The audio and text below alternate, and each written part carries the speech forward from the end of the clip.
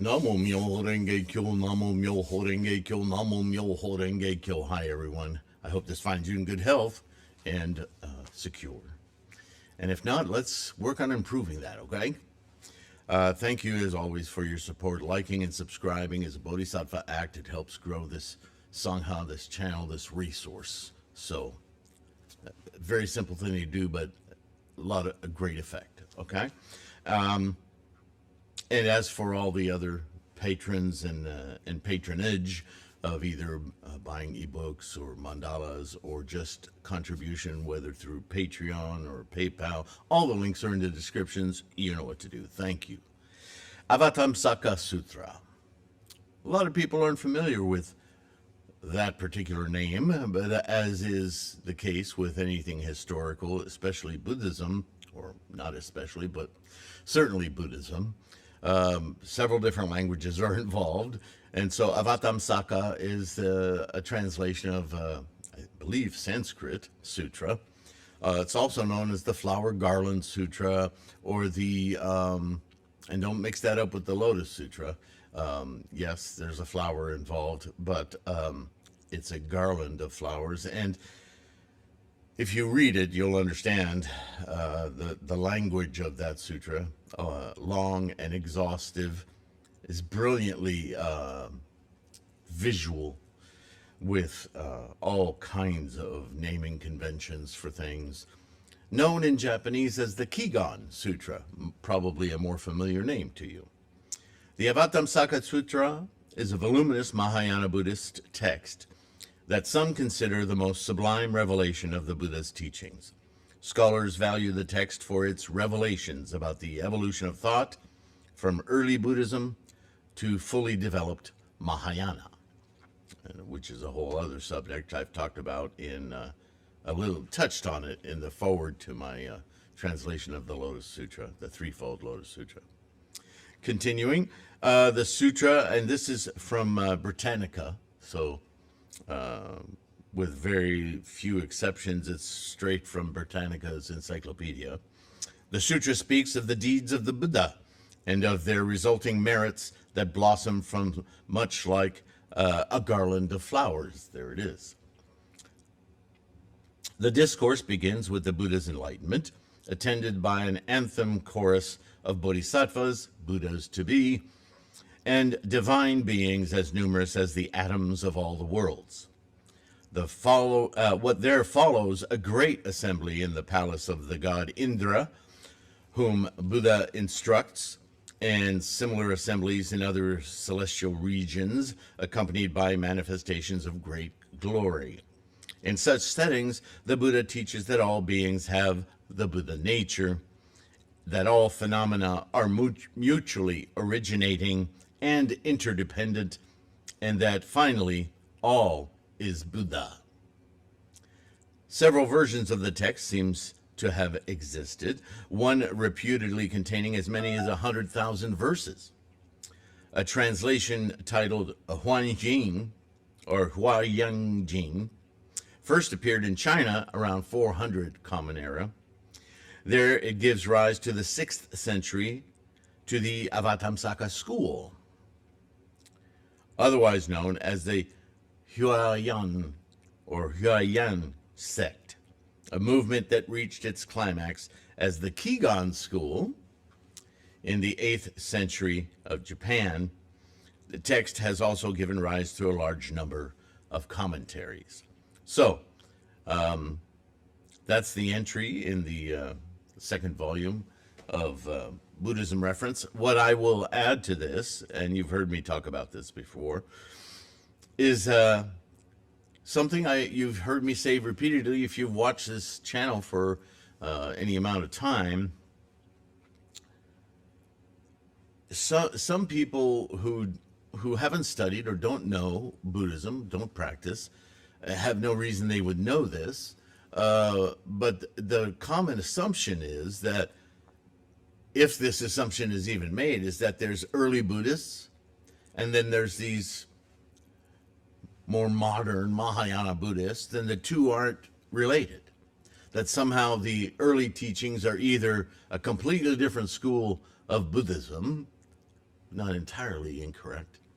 But that, and this happens a lot to initiates to the Lotus Sutra because of groups and sects and so forth, that the early teachings, all of the early teachings, are wrong. And that Shakyamunibuddha didn't teach real Buddhism until much later in his life, and that's real Buddhism. And you know, this is just more example of human avarice, greed, attachment, the very problem we're trying to break free of. Yes? But what I've said many, many times, and you can go back and look at 7-year-old videos on this channel, and you can see me. Oh, I forgot my coffee. Silly dude. Anyway. And I've said, Buddha never taught anything different. The only thing that changed over his 50 years or so of teaching in his life was his audience. And the teaching was oral. So it wasn't until hundreds of years after his death that it was started to show up as in written form. Well, who do you think wrote that? It wasn't Shakyamuni. None of it was Shakyamuni. But those who memorized and maybe took notes over centuries, wrote down what they remembered. And I don't doubt their memory and their skills and all of that. I don't want to impugn all of that. Certainly, the scholarship that went to, the fervor that went to capturing Shakyamuni's actual words was very sincere, right? But my point is not so much to question the words, because Shakyamuni himself said, look, you should teach this to whatever the local language is, because this concept has to be inculcated by individuals. You can't force feed people enlightenment. They have to come to it.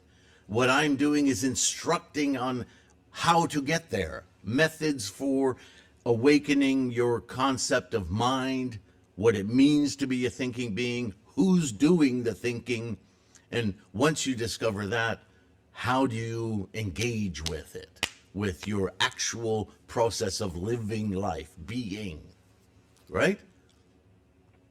Well, you can say that 1,000 different ways, and he did, through stories, analogies, and parables, and so on and so forth, yes?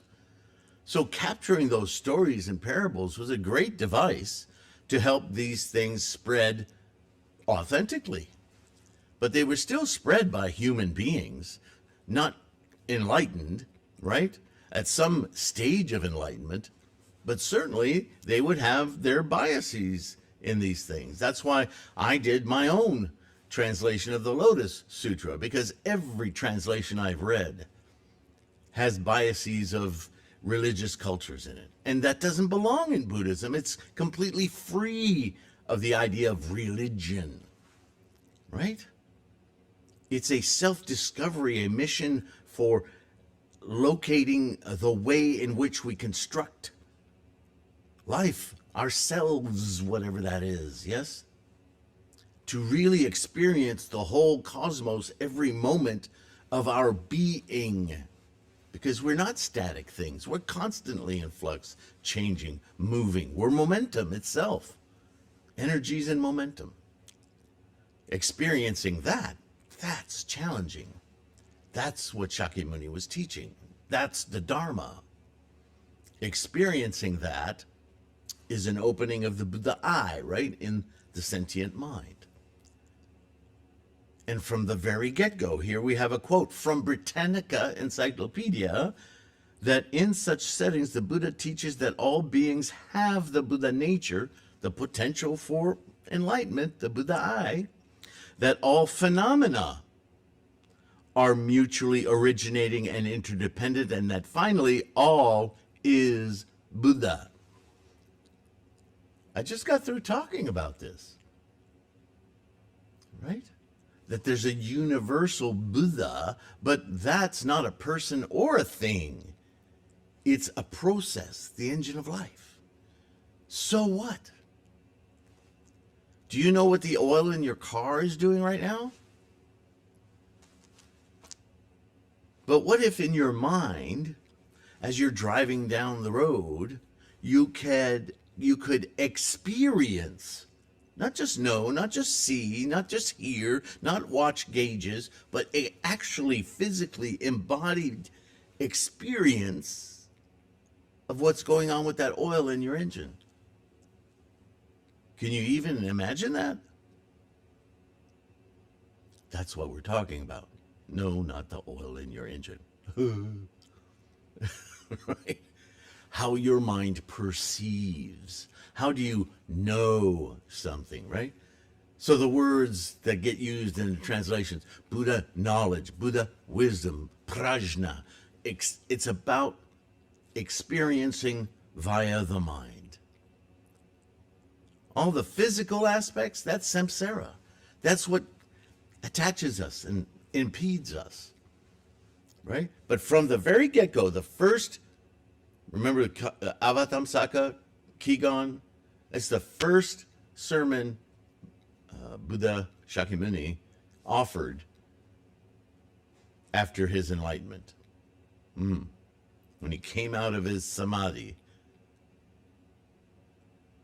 that was the first sermon he offered to, I think there were like 5 people there. And as you've heard me say many times, they probably were all like Cocker Spaniels going, huh? Because it was so voluminous and so beautiful and all of this. Okay, sounds great. Right? Kind of like the oil's doing what? They didn't have the tools, the ideas, the structures in their minds yet to be able to understand what Shakyamuni was talking about. So he had to back off. Take them step by step, right? Does that mean that Kegon Sutra is superior to the Lotus Sutra? Hell no.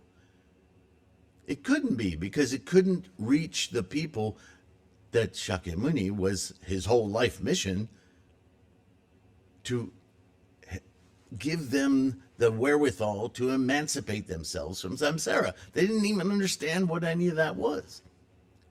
The Lotus Sutra, after 40-some years of teaching, he offered as his own path that now you and I, ready to understand, ready to hear the stories and the elimination of previous, false or temporary goals he gave people to just get them to move along.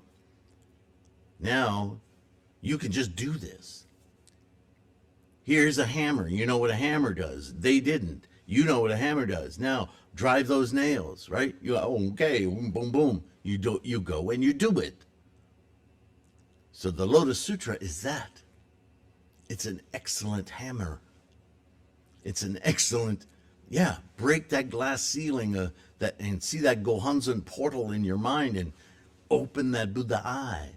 It's really easy. Namo Myoho Renge Kyo. Wow.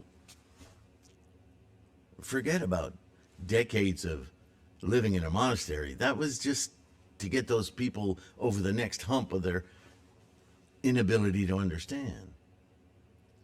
And please forget about millennia and afterlives and reincarnation. That's all a bunch of hoo-hoo that you learn from your culture and your families, and that's religion. Buddhism is not that. Buddhism is actual experience right now. And you can do it. Namo Myoho Renge Kyo. All right. I threw in a little sermon along with that definition. Sorry about that. Thank you for listening. Thank you for your support once again.